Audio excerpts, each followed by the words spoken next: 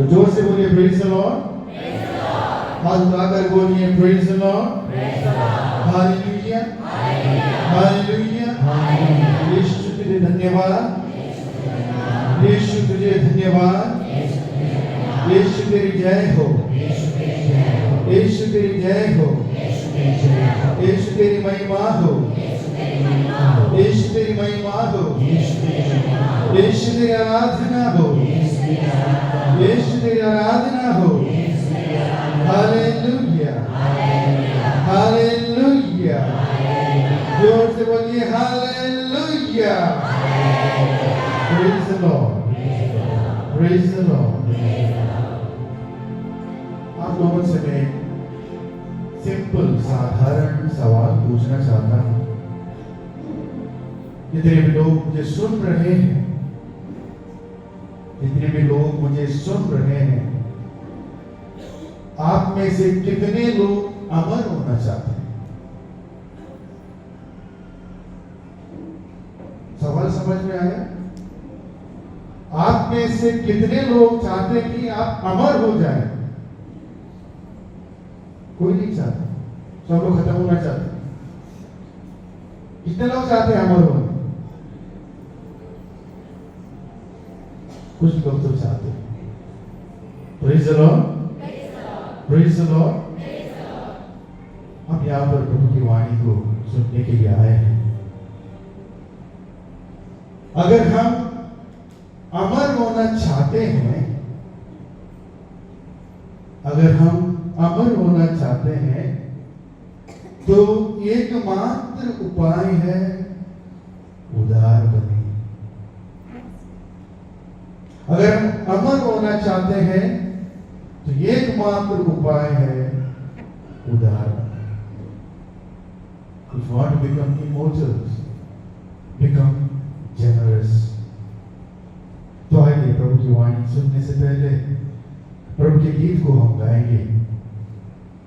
अमृतवाणी तेरी।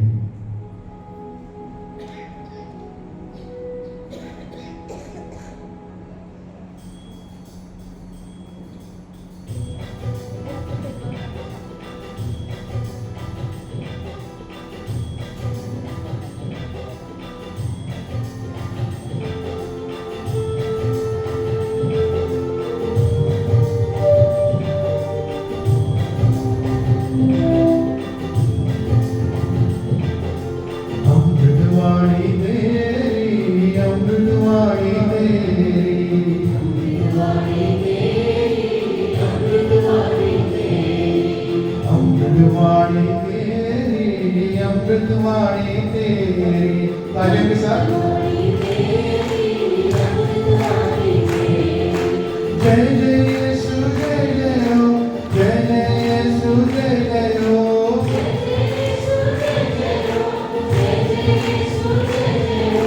जय जय यीशु जय जय हो, जय जय यीशु जय जय हो।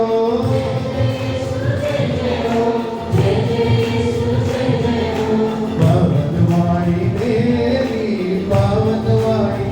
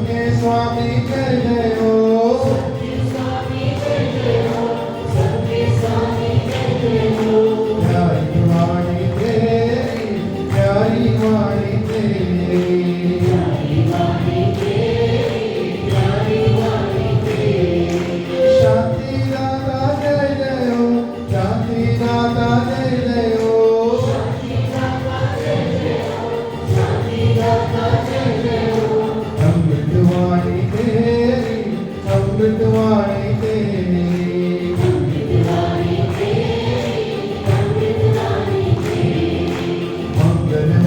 तेरी, मंगलवाणी तेरी,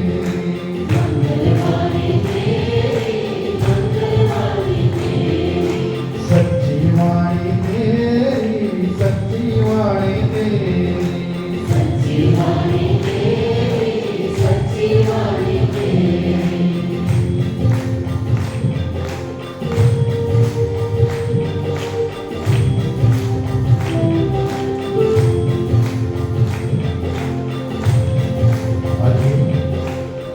वचन सुनने के लिए हम सब खड़े हो जाएं। प्रभु आप लोगों के साथ हो और आपके आत्मा के साथ। संत योहन के अनुसार पवित्र सुसमाचार। हे प्रभु तेरी महिमा हो। इसके बाद ईसा गलीलिया अर्थात तिबेरियस के समुद्र के पास उस पार गए। एक विशाल जनसमूह उनके पीछे हो लिया, क्योंकि लोगों ने वे चमत्कार देखे थे जो ईसा बीमारों के लिए करते थे। ईसा पहाड़ी पर चढ़े और वहां अपने शिष्यों के साथ बैठ गए। यहूदियों का पास्का पर्व निकट था। ईसा ने अपने आंखें ऊपर उठाई और देखा कि एक विशाल जनसमूह उनकी ओर आ रहा है। उन्होंने फिलिप से यह कहा, हम इन्हें खिलाने के लिए कहां से रोटियां खरीदें? उन्होंने फिलिप की परीक्षा लेने के लिए यह कहा।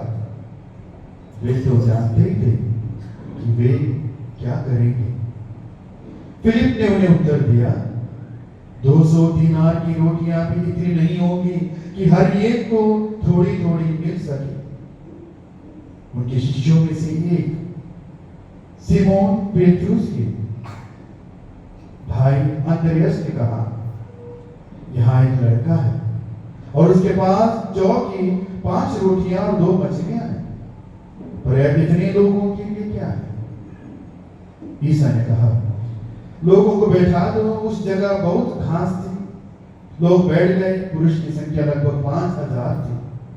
ईसा ने रोटियां ले ली, धन्यवाद की प्रार्थना बढ़ी, बैठे हुए लोगों में उन्हें उनकी इच्छा पर बंटवाया। उन्होंने मछलियां भी इसी तरह बंटवाई।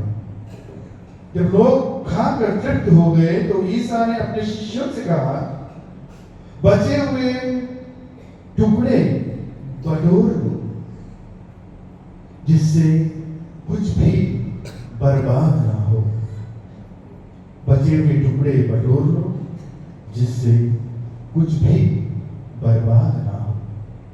इसलिए शिष्यों ने उन्हें बटोर लिया और उन टुकड़ों में से 12 टोकरे भरे, जो लोगों के खाने के बाद जौ के 5 रोटियों से बच गए थे। लोग इस ईसा का यह चमत्कार देखकर बोल उठे, निश्चय वे नबी हैं जो संसार में आने वाले हैं। ईसा समझ गए कि वे आकर मुझे राजा बनाने के लिए पकड़ ले जाएंगे, इसलिए वे अकेले ही पहाड़ी पर चले गए। यह प्रभु का दिव्य सुसमाचार है। कृपया बैठ जाएं।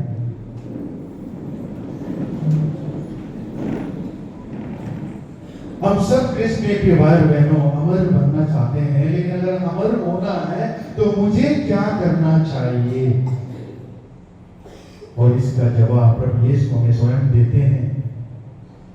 आपको और मुझे उधार होना है।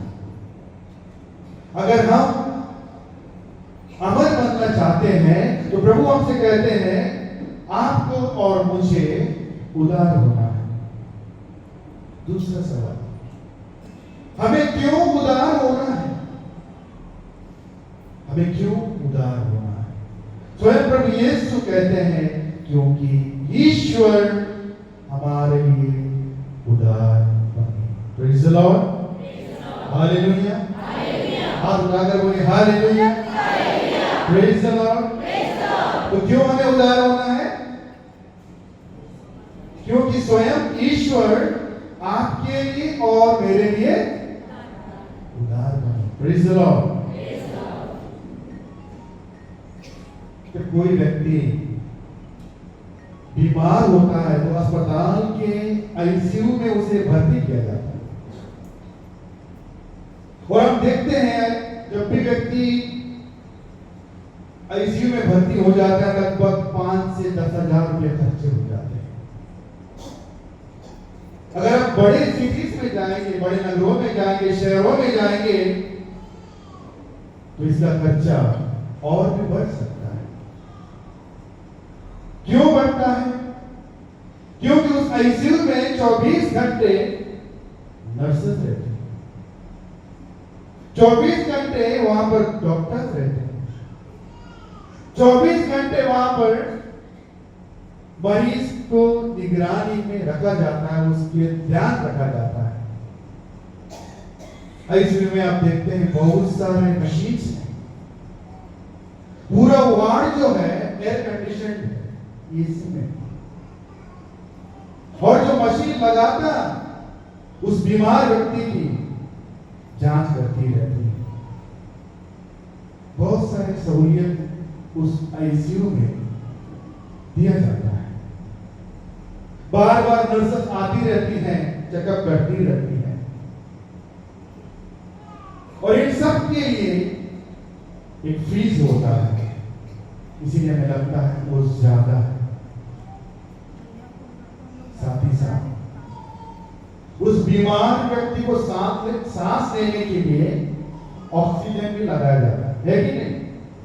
ऑक्सीजन भी लगाया जाता है, इसलिए ऑक्सीजन दिया जाता है ताकि वो जिंदा बचे, जिंदा रहे। वो कितना ऑक्सीजन ग्रहण करता है क्या आपको पता है? मुझे भी नहीं पता।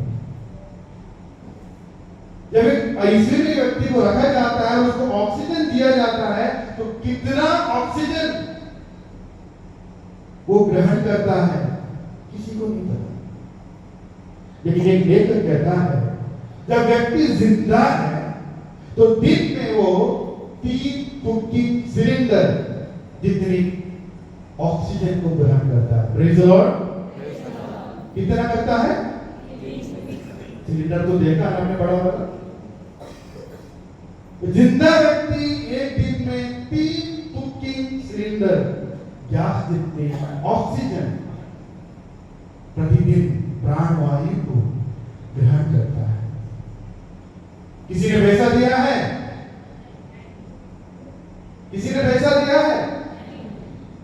मान लो 3 कुकिंग गैस जितने सिलेंडर ऑक्सीजन हम रोज खरीद के ग्रहण करते तो कैसा होता?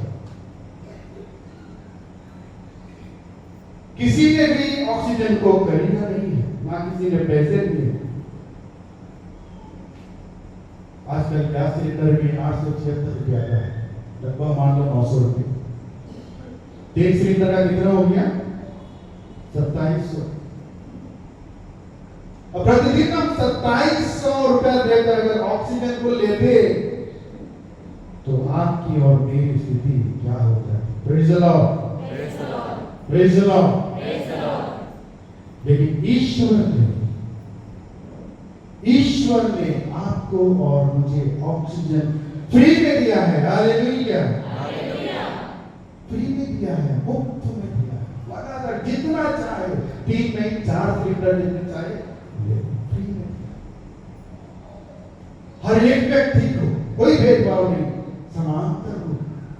समान रूप में ईश्वर ने हमें ऑक्सीजन फ्री में दिया है ताकि हम सांस ले सकें, जीवित रह सकें। जो भोजन हम खाते हैं उसमें से बहुत ही कम ताकत हमारे शरीर को मिलती है। भोजन से बहुत कम ताकत मिलती है। शरीर की ताकत जो ऑक्सीजन हम लेते हैं उससे मिलती है। जब हम ऑक्सीजन को ग्रहण करते हैं वो खून में जाता है और लगातार खून की शुद्धिकरण हमारे शरीर में चलती रहती है। क्या यह ईश्वर की उदारता नहीं? किसी ने ऑक्सीजन खरीदा है? क्या है ईश्वर की उदारता नहीं? इसीलिए आईसीयू को नाम भी वही दिया गया, जो साइंटिफिक बोलते हैं या मेडिकल टर्म बोलते हैं, इंटेंसिव यूनिट केयर। एक मेडिकल टर्म हो सकता है, साइंटिफिक नाम हो सकता है, लेकिन आईसीयू का आध्यात्मिक रूप से इसका अर्थ और भी बड़ा है। जब हम आईसीयू में जाते हैं, हमेशा वहां पर टिक टिक टिक टिक आवाज आती है कि नहीं? आती है। पी पी पी आवाज आती है कि नहीं? आती है। जब हम आईसीयू में जाते हैं, टिक टिक पी पी आवाज आती है, प्रभु कहता है आई सी यू, प्रेज द लॉर्ड। प्रभु आपसे और मुझे कहते हैं आई सी यू, मैं तुम्हें देख रहा हूं, मैं तुम्हें देख रहा हूं। हर घड़ी हर पल जो है प्रभु हमसे कहता है आई सी यू। इसीलिए प्रभु का अगर साक्षात दर्शन होना है तो इसी में जाना है। हालेलुया।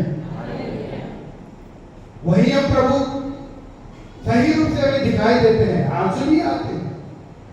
हालेलुया। लेकिन हम इसी में ना जाए। प्रभु जीवंत रोटी के रूप में हमारे सामने यहाँ पर उपस्थित है। ऐसी में प्रभु हमसे कहते हैं आई सी यू, मैं तुम्हें देख रहा हूं। जब हम अच्छे स्वास्थ्य में रहते हैं, ईश्वर का उद्धार का कोई प्रभाव हमारे जीवन में नहीं है। हम अपने आप को भूल जाते हैं। इसीलिए जब मनुष्य पैदा होता है, ईश्वर ने बनाता है, पूरे नए अंग देता है, उसकी कोई भी कीमत नहीं है, सब फ्री है। कीमत कब पता चलता है? जब हम अस्वस्थ हो जाते हैं। हालेलुया। और एक अंग का अलग अलग दाम है, अलग अलग कीमत है। Praise the Lord. जब इंसान सही है, उसकी कीमत उसको पता नहीं। जब अपने अंग खराब होते हैं, चाहे वो आंख हो, पैर हो, आंख हो, कान हो, जो भी, जिस दिन हमारा अंग जो खराब हो जाता है, उसकी असली कीमत हमें पता है। Praise the Lord. क्या ईश्वर हमारे प्रति उदार नहीं? जब तक हम 30 या 40 वर्ष के नहीं होते हैं, हमें पता ही नहीं कि हमारे शरीर में हृदय नाम की चीज होती है, किडनी नाम की चीज होती है, लीवर होता है, पता नहीं है। जैसे 30-40 होते दुख रहा है, सांस लेने में थोड़ा सा कठिनाई हो, यहाँ पे दर्द हो रहा है, किडनी में स्टोन, लीवर खराब है, झुकने में, घुटनों में दर्द है, तभी पता चलता है। और जब तक हम स्वस्थ रहे, ना हमारे शरीर की कीमत हमें पता है, ना ईश्वर की उदारता की कीमत हमें पता है। कृष्ण की भाई बहनों, आज प्रभु यीशु जीवंत रोटी के द्वारा यही निमंत्रण कहते हैं, अमर होना चाहते हो, उदार बनो। Praise the Lord. अमर होना चाहते हो, उदार बनो। हमने यूहन्ना का सुसमाचार अध्याय 6, इसीलिए इस बार बाइबल फेस्टिवल में हमने बहुत यूहन्ना का सुसमाचार को पढ़ा है। बाइबल क्विज में, बाइबल कोटेशन में, डांस में, हर चीज में यूहन्ना यूहन्ना यूहन्ना। तो मैं समझता हूँ आपने भी अच्छी ध्यान देकर आज के बात को सुना। यूहन्ना का सुसमाचार अध्याय 6, रोटियों का चमत्कार। अध्याय 6 पद संख्या 5 में हम पढ़ते हैं, प्रभु विशाल जन समूह को देखता है और वो पूछते हैं, हम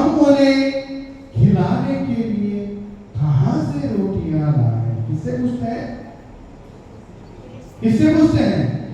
फिलिप से पूछते हैं। और क्या पूछते हैं?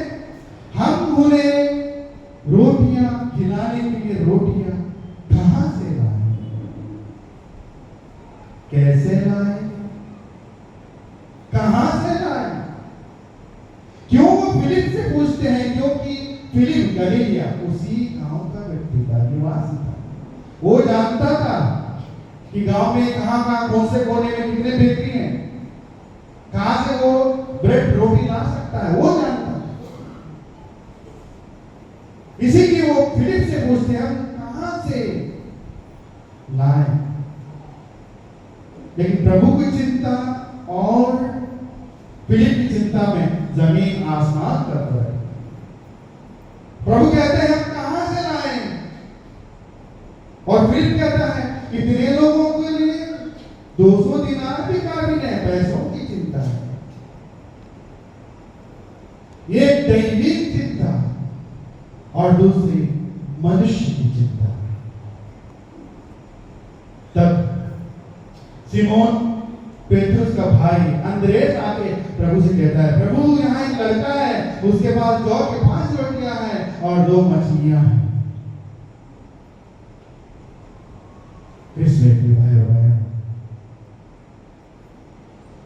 कई बार आपने रिट्रीट में सुना, इतवार में सुना है, प्रवचन में सुना है कि प्रभु ने रोटियां बांटी, लोगों को बांटी।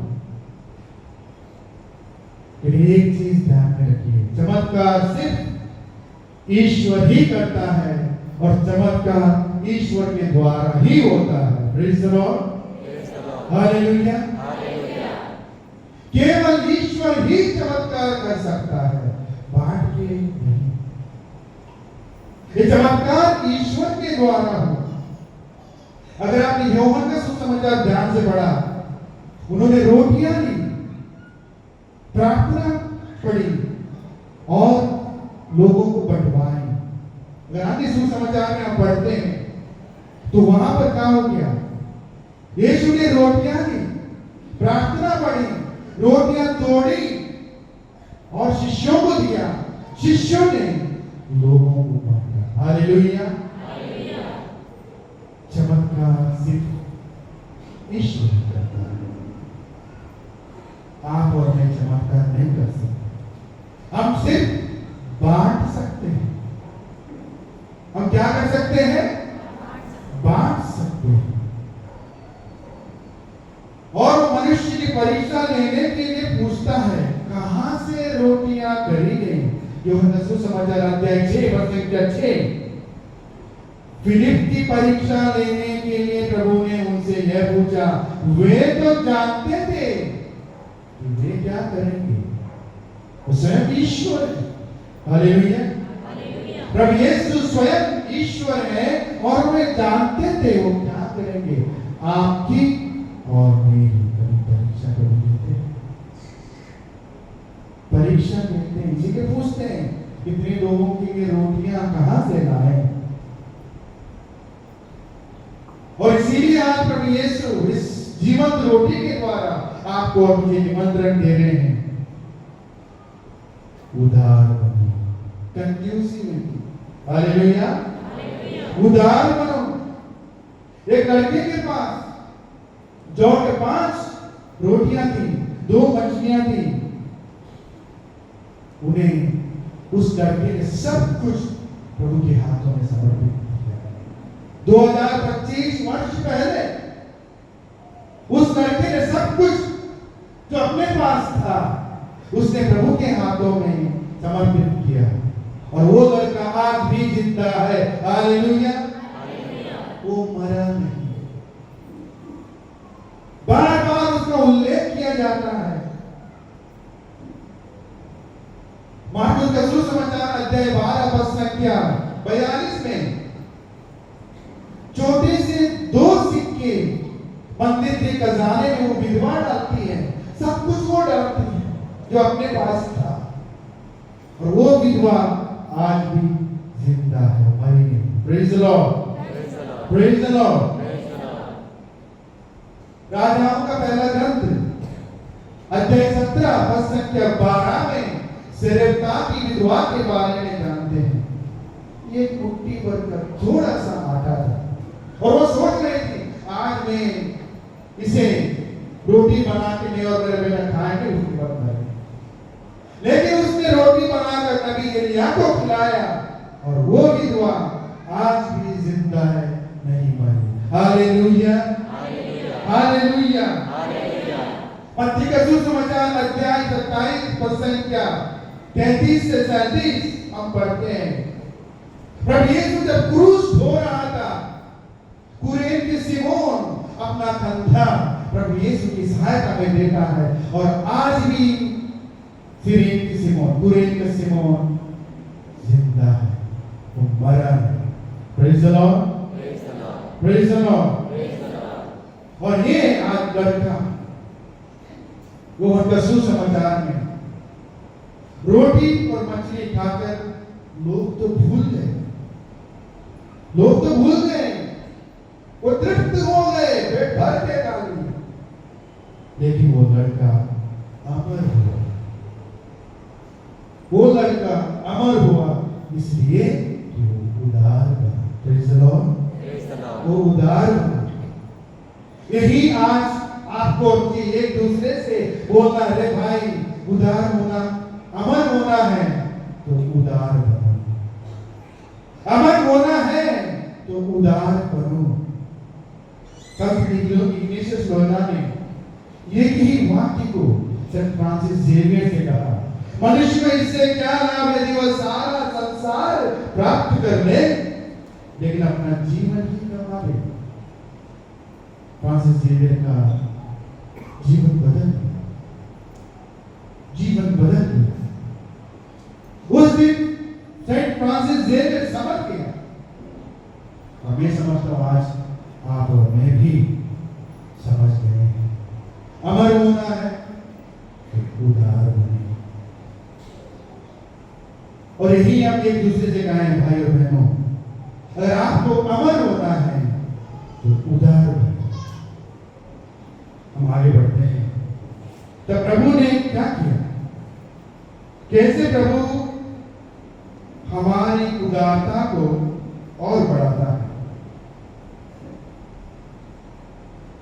शिष्यों ने तो कोई चमत्कार नहीं किया, सिर्फ ईश्वर ही चमत्कार कर सकते हैं। आप और मैं सिर्फ जो हमारे पास है उसे बांट सकते हैं। इस सुंदर तीर्थ स्थल दुद्दी सिटी के सेंटर में, इसको हमने किया नहीं, इसे हमने बनवाया। ईंट पत्थर बालू जो भी है, जो ईश्वर की देन है, उसे इस्तेमाल करके इस 4 दीवार के अंदर इस मंदिर को सुंदरीकरण किया, बनवाया। इसे हमने किया नहीं। और इसे हमें समझने की आवश्यकता है। आगे वचन कहता है लोग खाकर तृप्त हो गए और प्रभु क्या कहते हैं, बचे हुए टुकड़ों को बटोर लो, बर्बाद ना करो। और शिष्यों ने कितने टोकरियां बटोर ली? 12 टोकरियां बटोर ली। और इस 12 का भी अलग अलग अर्थ कहीं भी कबूल किया। एक जगह कहते हैं वो 12 जो है वो 12 वंश हैं जिसकी आप और मैं संतति है। और इस 12 वंश में कहीं लोग जो है आज भी भूखमरी से पीड़ित हैं, भूखे हैं, प्यासे हैं। इसीलिए व्यर्थ ना करो, बर्बाद ना करो।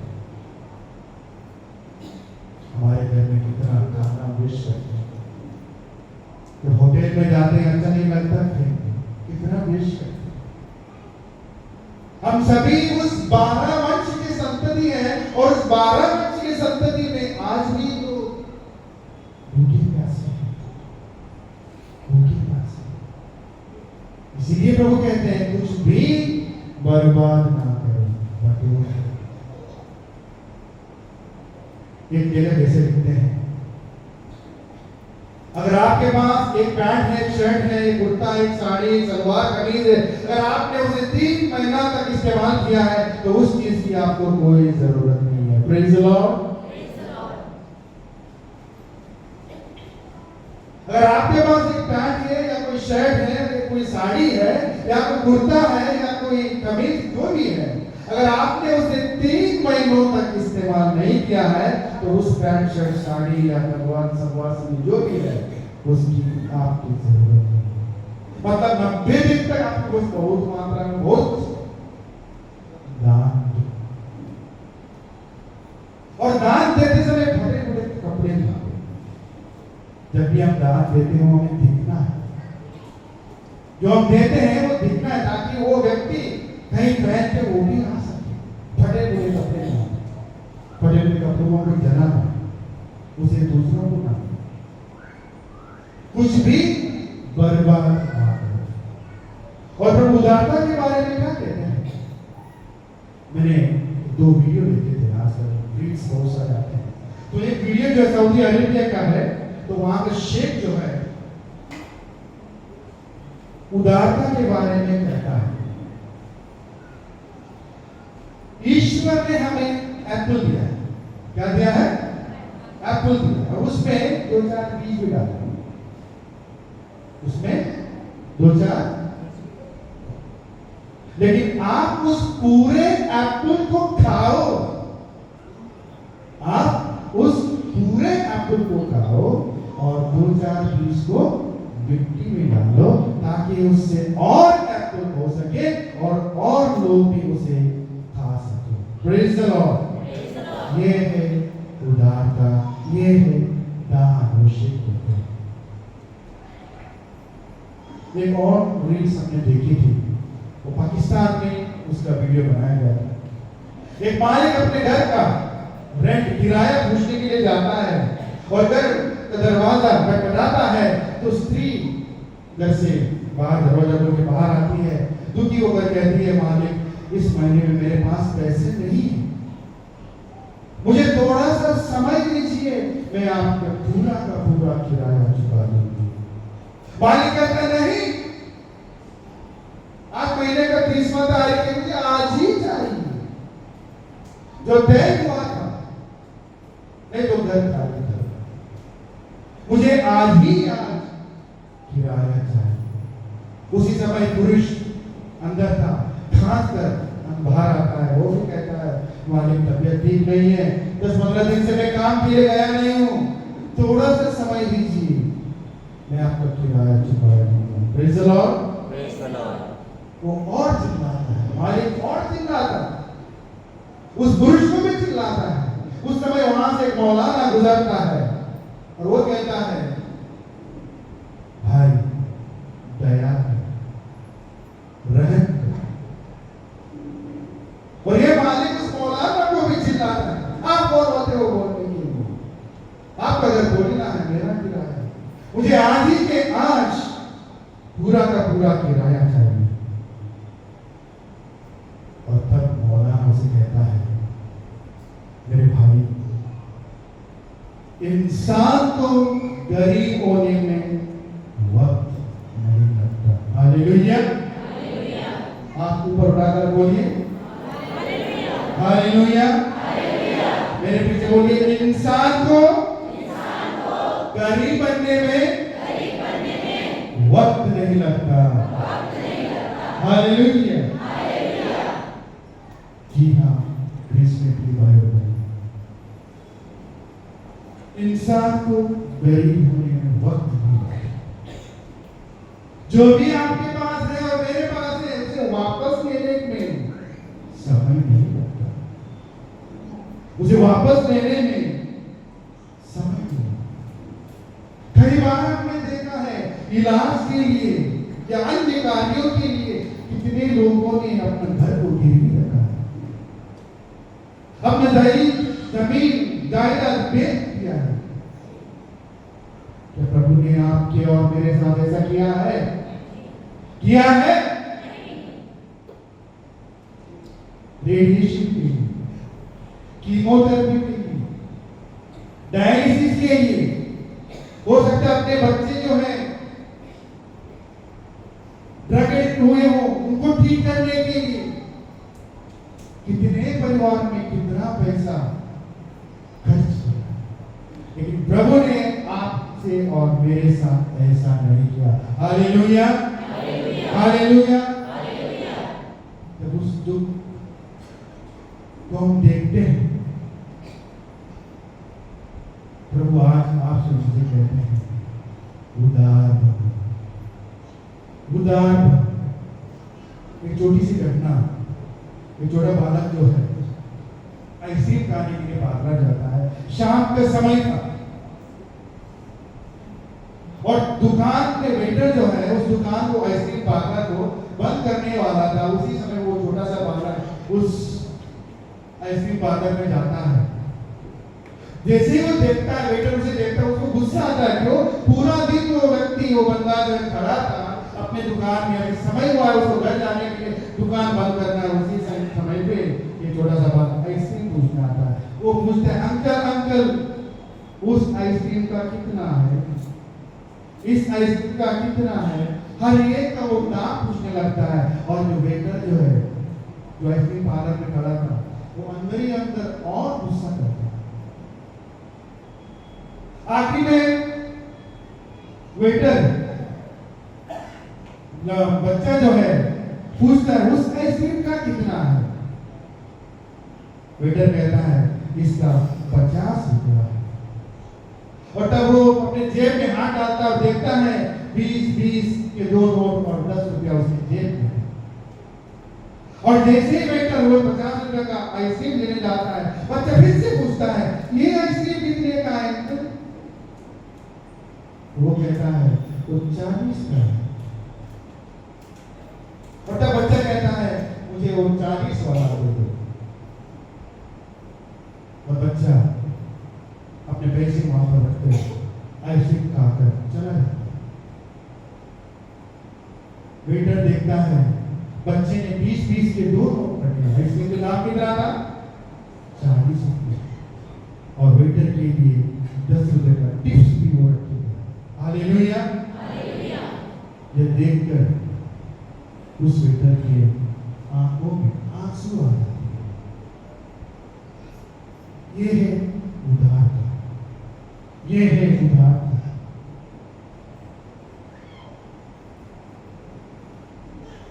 मंदिर की खजाने में विधवा पूरा का पूरा 2 पैसे 2 सिक्के उन्होंने डाला। एक सिक्का वो रख सकती थी कल के लिए, लेकिन नहीं, उन्होंने सब कुछ डाला। वो उदार बनी, इसीलिए वो आज भी अमर बनी। जो लड़का था वो 5 रुपये 2 बचने सब कुछ प्रभु के हाथों में समर्पित करता है, इसीलिए वो लड़का आज भी अमर बन गया। सिर्फ ताकि वो विधवा जो कुछ उसके पास था उस आटे से रोटी बनाकर नबी लिया वो खिलाती है, इसीलिए वो अमर बनी। कुरैन सिमोन वो घर काम से अपने घर जा रहा था और जब उससे सहायता मांगी गई, वो अपना कंधा उस क्रूस को देता है, इसीलिए वो आज अमर बन गया। और प्रभु यीशु आज हमें यही कहते हैं, अगर तुम अमर बनना चाहते हो तो उदार बनो। Hallelujah, hallelujah. जब मैं फाइनल ईयर थियोलॉजी में था, तो हमारे सीनियर जो हैं, जो डीकन्स होते हैं, वो नए पुरोहित होकर वापस सेमिनरी आते हैं और धन्यवाद का किस्सा चढ़ाते हैं। तो ऐसे ही जब मैं 4th ईयर में था, हमारे सीनियर जो हैं फादर बने, वो धन्यवाद की किस्सा चढ़ाने हमारे सेमिनरी में वापस आए। और उसमें एक तमिलनाडु का एक फादर था, कोई एक डायोसिस का था। तो उसने कहा, ब्रदर, हम लोगों ने इस बार हमारे पल्ली में एक नया रूल निकाला है, क्योंकि हम अपने पल्ली को नई पल्ली बनाने जा रहे हैं। तो रूल ये है, हर एक व्यक्ति जो भी अपने महीने का जो भी उसका तनख्वाह है, इनकम है, तो उसका 15 दिन का जो इनकम है, कोई भी महीना हो, जनवरी हो, फरवरी हो, मार्च, जो भी, आपका इनकम का 15 दिन का जो टोटल अमाउंट है वो आप चर्च को देंगे। Hallelujah, hallelujah. ये डायसिस की रूल नहीं थी, उस पल्ली की थी। तो जो कूली काम करता है, महीने में 3000 कमाता है, उसने अपने 15 दिन का 1500 उसने दिया। किसी के 4-5 वोट थे, महीने में 5 लाख कमाते थे, और उसने 15 दिन का तनख्वाह जो है 2.5 लाख चेक के लिए दिया। और किसी का भी नाम मार्बल में नहीं लिखा। क्यों? क्योंकि सब ने बराबर।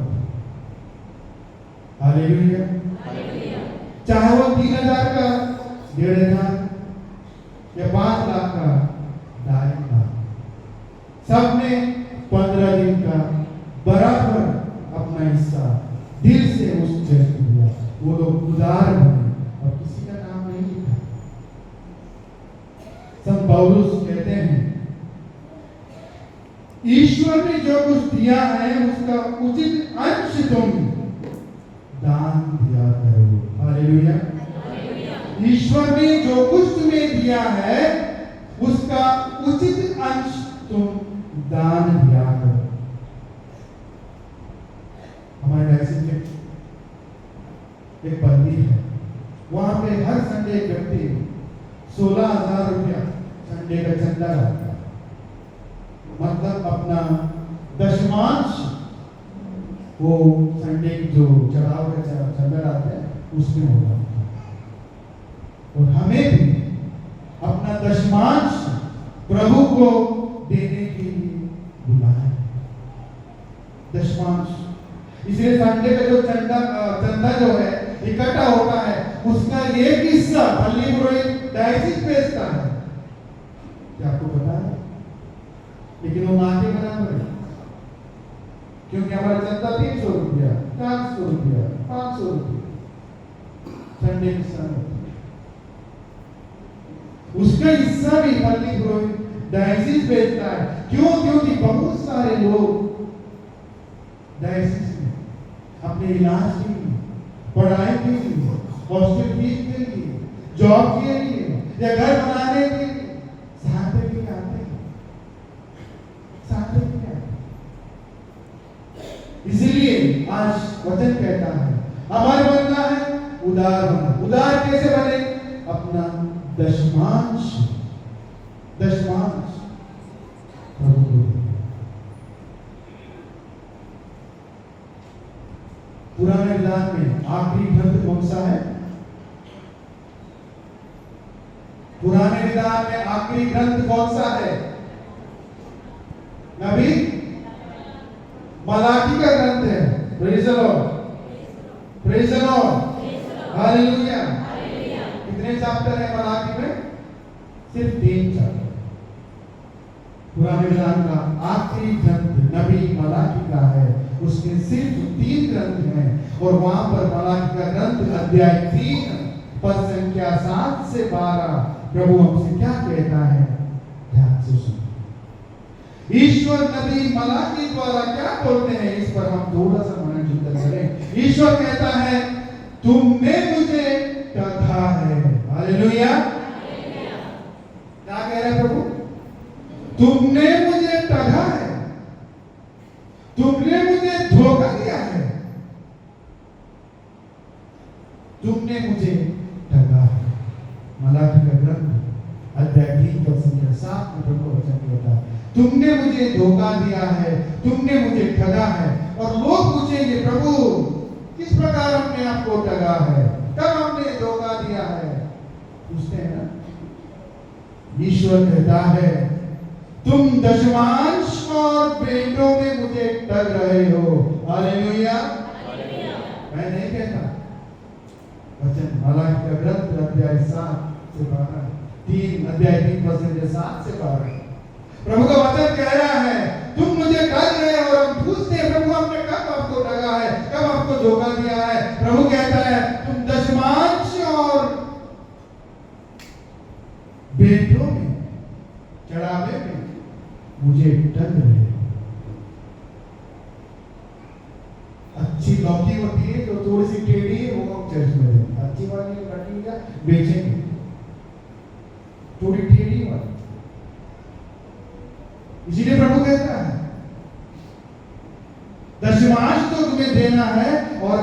भेंटों में तुम मुझे ठग रहे हो, धोखा दे रहे हो। तुम मुझे अपना दशमांश दो और इससे मुझे भरत लो। प्रभु कहता है तुम मुझे अपना दशमांश लो, इससे मुझे भरत लो। मैं अपने बादलों को आज्ञा दूंगा और वो तुम पर भरपूर वर्षा प्रदान करेंगे। हालेलुया। मैं अपने बादलों को आज्ञा दूंगा और मैं भरपूर मात्रा में आप पर वर्षा की आशीष प्राप्त करेंगे। हम पुरोहितों को भी महीने में छोटा सा अमाउंट देता है, सारे नहीं मिलती, छोटा सा। किसी डायसिस में 7,000 रुपये पुरोहित के लिए मिलता है, किसी को 5 मिलता है, किसी को 4,000 रुपये मिलते हैं, और हमारा उससे भी कम इलाहाबाद। तो इसीलिए देते हैं ताकि पुरोहित भी अच्छे साफ सुथरा कपड़े पहने। जब कहीं वो जाता है तो उसके भी खर्चे होते हैं, इसीलिए दिया जाता है। कोई सैलरी नहीं। बहुत लोगों को ये सोचना है अरे फादर प्रिंसिपल है, बहुत कमा रहा है, वही पुरोहित को या सिस्टर लोगों को कोई सैलरी नहीं। एक छोटा सा अमाउंट देते हैं सिस्टर लोग, उससे भी कम दिया जाता है। 4 महीने में 1,000 रुपये, किसी को 500 रुपये दिया जाता है, आज किसी को 1,000 रुपये दिया जाता है। वो इसीलिए ताकि वे भी अच्छे साफ सुथरे कपड़े पहने, जूते पहने, या अपनी जो भी वैयक्तिक आवश्यकता है उसके लिए वो खर्चा करे। लेकिन उसमें भी प्रभु कहता है अपना दशमांश दो। हालेलुया। अपने सिस्टर्स बैठे हैं, फादर बैठे हैं, हमें भी दशमांश उसमें से देना है, उसमें से देना है। और क्या, क्यों देना है? मलाकी ग्रंथ में स्पष्ट रूप से क्या कहा?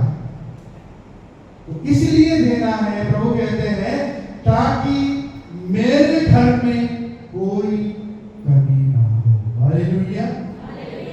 ताकि मेरे घर में कोई कमी ना हो।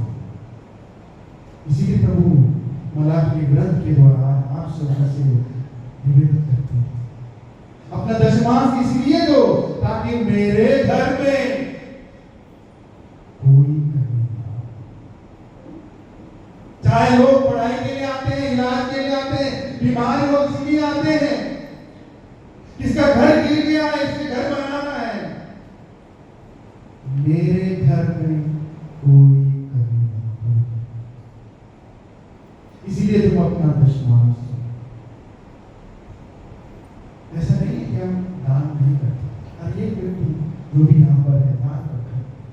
अक्सर समय समय पर हम अपने बल्ले के लिए हो या व्यक्तिगत रूप से किसी व्यक्ति के लिए हो, हम दान करते हैं, मुझे पता है। लेकिन आज उस दान में भी आपको और मुझे अपने आप से पूछना है, क्या जो मैं दान करता हूं क्या वो मेरा दशमांश है?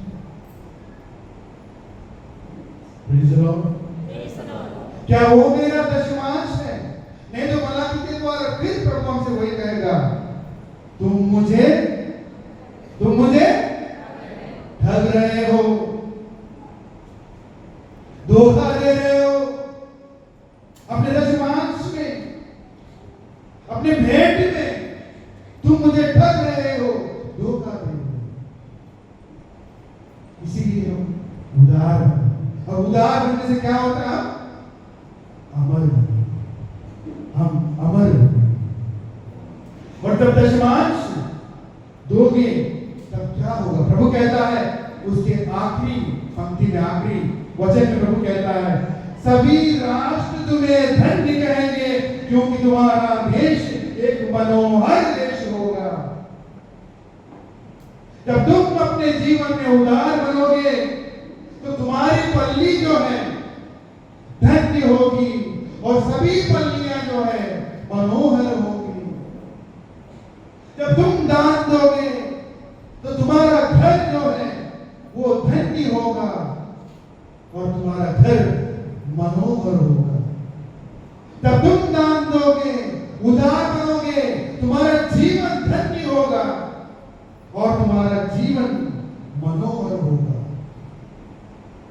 अपना दशमांश दोगे तो तुम्हारा परिवार धन्य होगा और तुम्हारा परिवार मनोहर होगा।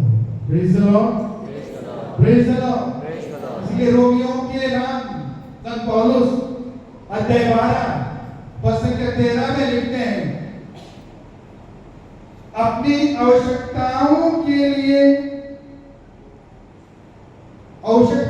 अनुसार के लिए चंदा दिया करें।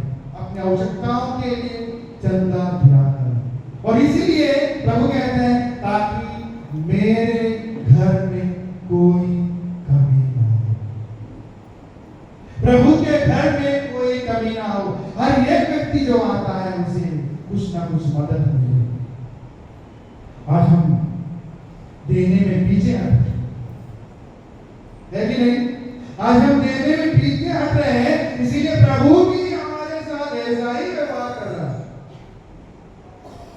आप और मैं जानते हैं, यहाँ पर बैठे बहुत सारे लोग हैं, हम चीनी नहीं खा पा रहे हैं, हालेलुया। हम मिर्चा नहीं खा पाते हैं, हालेलुया। हम नमक नहीं खा पा रहे हैं, हालेलुया। हम तेल नहीं खा पा रहे हैं, हालेलुया। बहुत लोग जो है एप्पल नहीं खा पा रहे हैं, हालेलुया। बहुत लोग केला नहीं खा पा रहे हैं, हालेलुया। बहुत लोग चावल भी नहीं खा पा रहे हैं, हालेलुया। बहुत लोग गेहूं की रोटी भी नहीं खा पा रहे हैं, हालेलुया। तो खाएं क्या मिट्टी? तो क्या खाएं? ना तेल खा पा रहे, ना नमक खा पा रहे, ना चीनी खा पा रहे, ना मीठा खा पा रहे, चावल भी नहीं हो रहा, गेहूं का रोटी भी नहीं खाना है, पता है? इसीलिए प्रभु ने हमारे साथ ऐसा ही व्यवहार किया, क्योंकि तुम मुझे ठग रहे हो, धोखा दे। इस बात को हल्का ना, इस बात को हल्का ना, सिर्फ हम दूध सूखी रोटी खाते, सूखी सब्जी, मीट मछली भी नहीं खा पा रहे। इसीलिए प्रभु कह रहा है, बारंबार तुम मुझे धोखा दे रहे हो, ठग रहे हो, और कुछ खाएंगे भी, पाचन नहीं हो रहा है, नो डाइजेशन, पाचन भी नहीं हो। इसलिए प्रभु कहता है सबसे खुश और आनंदित लोग कौन हैं? जो जेनरस हैं, जो उदार हैं। मेरी चरित्र में हम पढ़ते हैं, वही लोग सबसे हैप्पीएस्ट लोग हैं, सबसे आनंदित खुश लोग हैं, जो हमेशा उदार हैं, देते हैं। हम लोग देने वाले, दे दो बाबा, दे दो और दे। कम मिल गया, उसको ज्यादा मिल गया, आपको कम मिल गया और दे दो। हम लेने वाले। प्रभु कहता है अपना दशमांश दे दो। फिर अध्याय 20 पद 35 में लेने की अपेक्षा देना अधिक सुखद है, हालेलुया। वचन कहता है जो देता है, दिल से देता है, वो हमेशा खुश रहेगा, सब कुछ काम आएगा, उसका पाचन भी सही से होगा, डाइजेशन भी अच्छे से होगा। नहीं तो प्रभु कहेंगे तुम मुझे तो आए। आज हम अपने आप से पूछें, मनन चिंतन करें, क्या मुझे दान देने में आनंद मिलता है? और जब मैं दान देता हूं, मुझे ऐसे लगता है कि मैं और दूं, और दान दे दूं। क्या मुझे कभी ऐसे लगा? क्या मैं उस बालक के समान, उस विधवा के समान, उस सरपता की विधवा के समान, कुरैन की सिमोन के समान, क्या मैं अमर बनना चाहता हूं? अगर आपको और मुझे अमर बनना है तो वचन कहता है उधार बनो, उधार बनो। तो इसीलिए अगर आप और मैं अमर होना चाहते हैं तो प्रभु ने कहा है उधार। जब भी आप यहाँ पर आए, इस पल्ली में कुर्सियां हैं, पंखे चल रहे हैं, साउंड सिस्टम है कि नहीं? इतनी बड़ी बिल्डिंग की साफ सुथरा करना है, सफाई भी करनी है। बच्चे लेकिन अक्सर हम सोचते हैं हम क्यों करें? बिजली का बिल नहीं आता, बैठने के लिए अच्छी सुविधा चाहिए, रहने के लिए अच्छी सुविधा चाहिए, आने जाने के लिए अच्छी सुविधा चाहिए। बिना खर्चे के आज के जमाने में कुछ नहीं है। हर जगह वो आज कहते हैं उदार बनो, अमर बनो। पिता पुत्र पवित्र आत्मा के नाम पर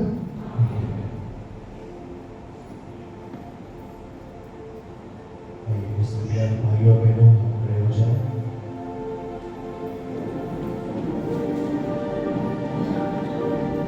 तो देखिए